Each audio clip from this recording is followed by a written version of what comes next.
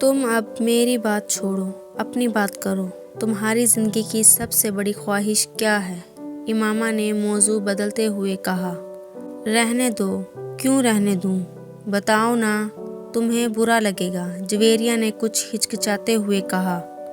امامہ نے گردن موڑ کر حیرانی سے اسے دیکھا۔ مجھے کیوں برا لگے گا؟ جویریہ خاموش رہی۔ ایسی کیا بات ہے جو مجھے بری لگے گی؟ امامہ نے اپنا سوال دہرایا۔ بری لگے گی، جویریہ نے مدھم آواز میں کہا۔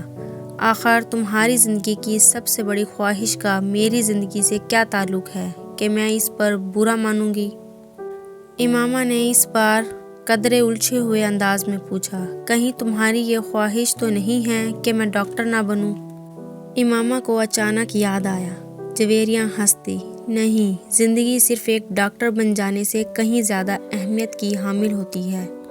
اس نے کچھ فلسفیانہ انداز میں کہا۔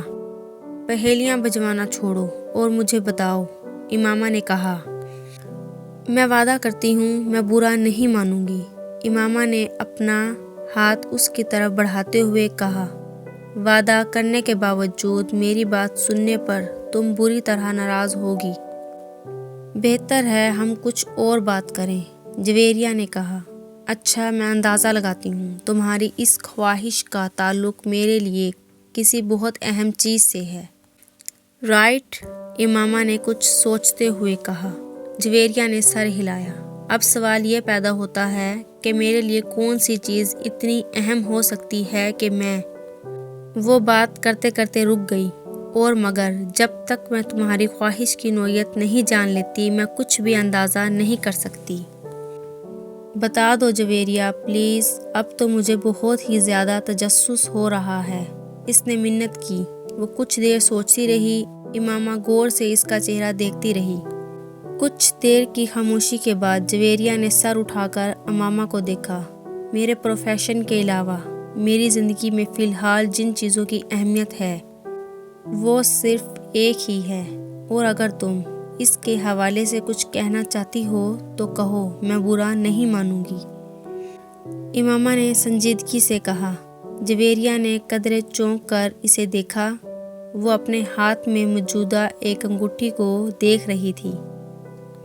جویریہ مسکرائی۔ میری زندگی کی سب سے بڑی خواہش یہ ہے کہ تم… جویریہ نے اسے اپنی خواہش بتائی۔ امامہ کا چہرہ یکدم سفید پڑ گیا۔ وہ شاکڈ تھی یا حیرت زدہ؟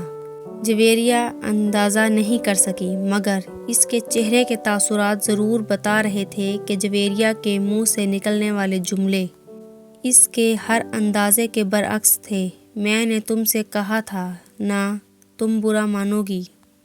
جویریہ نے جیسے صفائی پیش کرنے کی کوشش